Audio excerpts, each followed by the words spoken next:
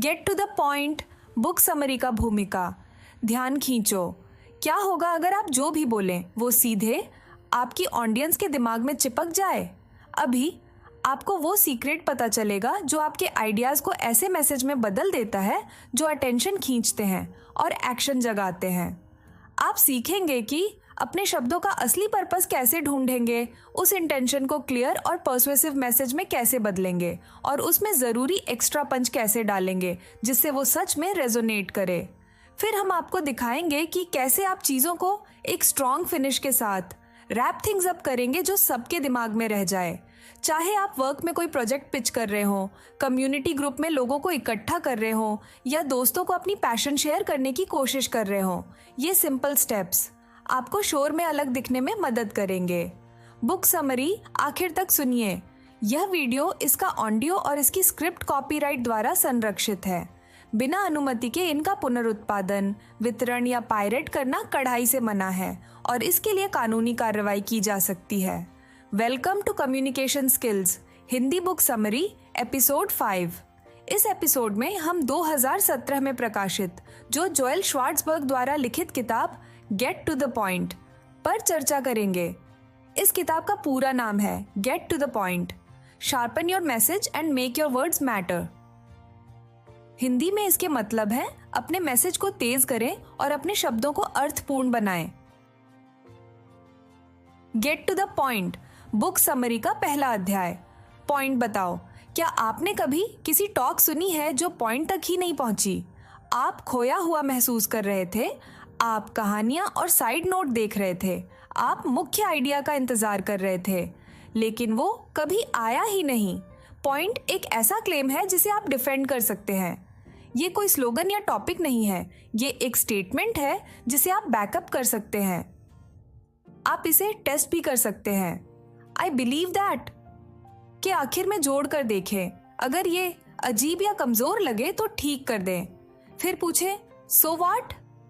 ये खाली आइडियाज काट देता है, वो ऑब्वियस चीजें हटा देता है जिनकी किसी को परवाह नहीं। फिर बार बार पूछें व्हाई। इससे एक्स्ट्रा वर्ड्स कट जाते हैं। आपका पॉइंट शार्प और स्ट्रॉन्ग बनता है। कुछ लोग सोचते हैं कि उन्हें स्क्रिप्ट मेमोराइज करनी पड़ेगी, वो डरते हैं कि कोई भी चेंज उनके फ्लो को तोड़ देगा, लेकिन आपको सिर्फ कोर आइडिया रखना है, उसके आसपास इम्प्रोवाइज करें।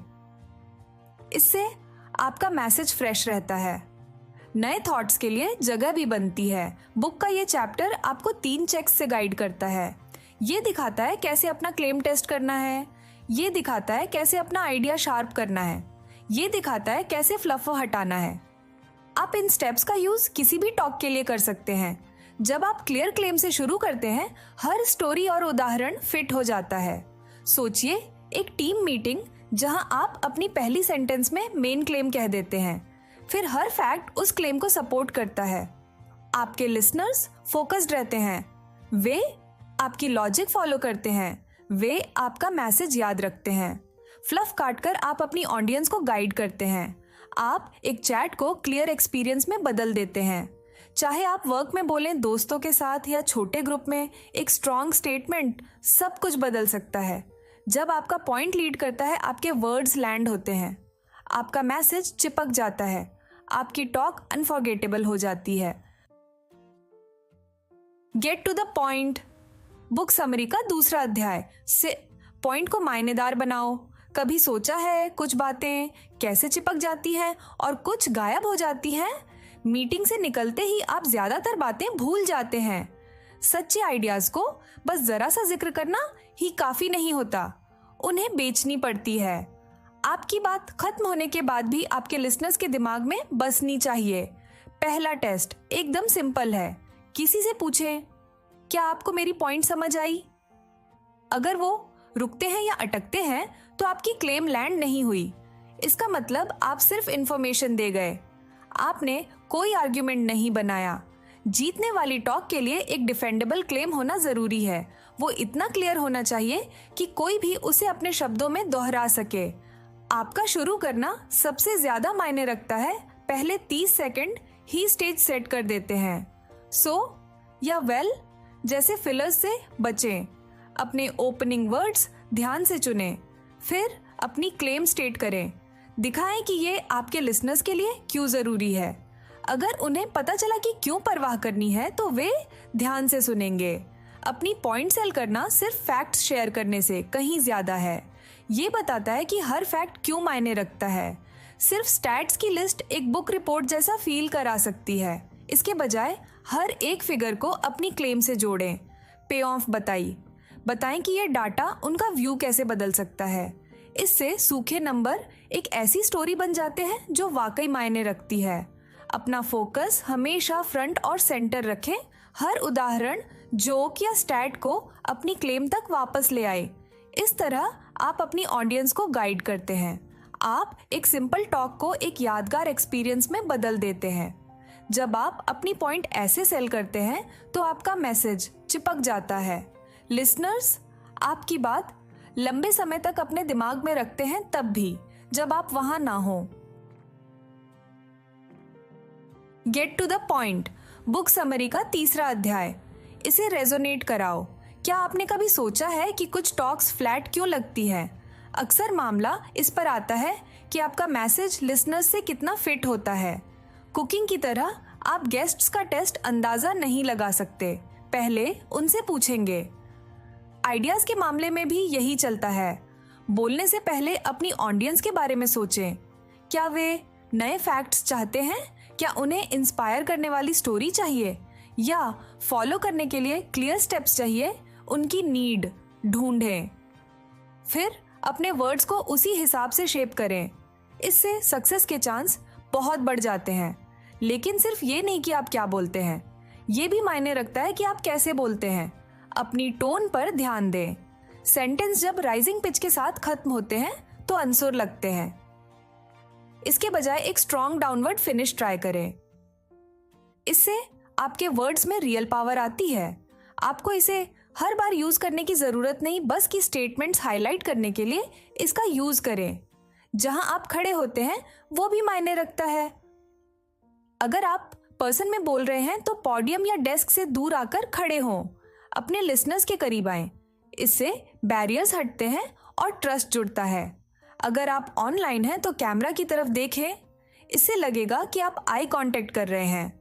आपकी वॉइस वॉल्यूम बहुत ज़रूरी है। बोलें इतनी ज़ोर से कि किसी को स्ट्रेन न करना पड़े।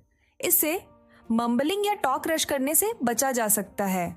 ज़्यादातर लोग ज़ोर से बोलने को लेकर चौंकते हैं, लेकिन असल में बहुत कम लोग ऐसा करते हैं। एक क्लियर वॉइस आपकी मेन आइडियाज़ को इम्पैक्ट के साथ लैंड कराती है।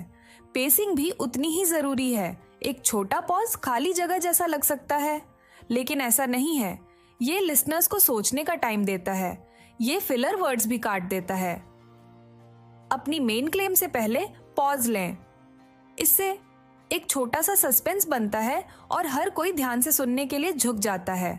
स्ट्रॉन्ग आइडियाज को क्लियर डिलीवरी चाहिए। जब आप अपना मैसेज ऑडियंस की नीड्स के हिसाब से मैच करते हैं एंड कॉन्फिडेंस के साथ पेसिंग का ध्यान रखकर बोलते हैं, तब आपके आइडियाज लाइफ में आ जाते हैं। लिसनर्स सिर्फ नहीं सुनते, वो आपका मैसेज फील करते हैं। Get to the point, book summary का चौथी अध्याय। लैंडिंग स्टिक करो। क्या आपको याद है कोई ऐसी बात जो शुरू में बहुत जम गई थी लेकिन खत्म होने के बाद धुंधली हो गई?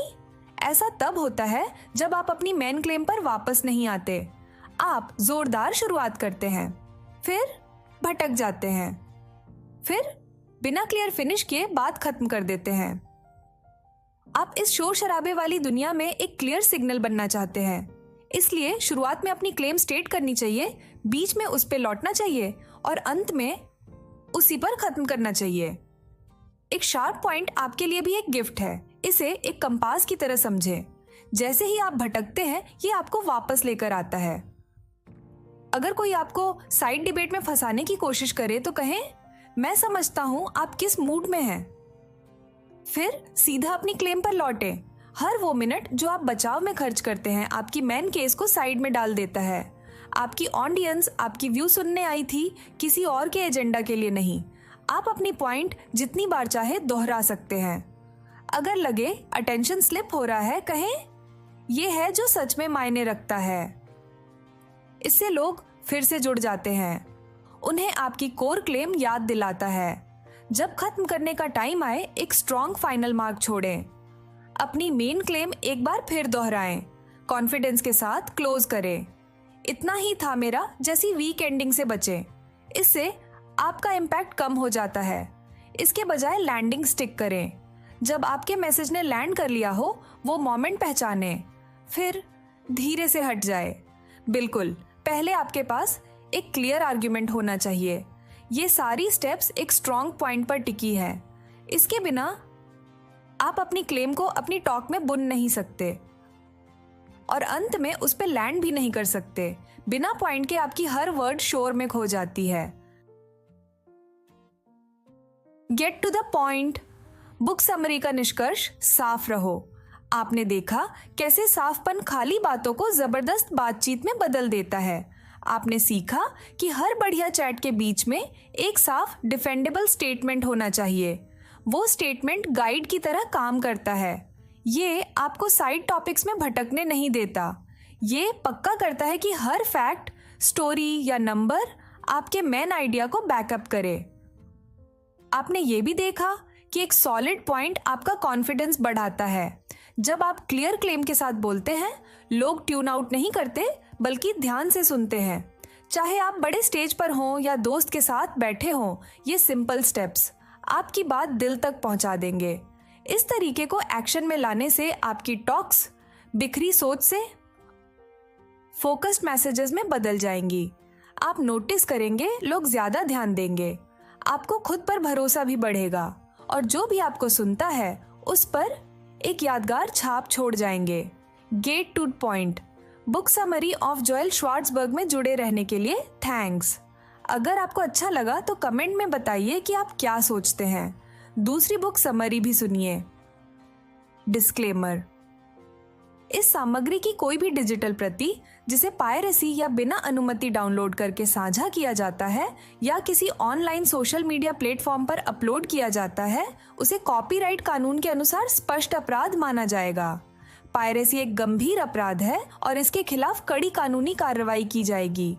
इसके अलावा कॉपीराइट उल्लंघन के कारण आपके YouTube चैनल या पेज पर स्ट्राइक लगाया जा सकता है। यहाँ तक कि उसे डिलीट भी कर दिया जा सकता है। अतः कृपया पायरेसी न करें और पायरेसी का समर्थन न करें। यह सामग्री उल्लिखित पुस्तक के संदर्भ स्रोत पर आधारित है। हालांकि इसमें मानवीय या यांत्रिक त्रुटियों के कारण कुछ अनचाही गलतियां या असंगतताएं हो सकती हैं। यदि आप कोई गलती या असंगति पाते हैं तो कृपया हमें क्षमा करें और टिप्पणी यानी कमेंट या फिर संदेश यानी मैसेज के माध्यम से सूचित करें। यदि आपको इस पुस्तक का सारांश यानी बुक समरी की सामग्री पसंद आता है और आप पुस्तक का पूर्ण ज्ञान प्राप्त करना चाहते हैं तो कृपया ऑनलाइन या ऑफलाइन किताब की दुकान से इस पुस्तक को खरीदकर पढ़ने का प्रयास करें। Thank you.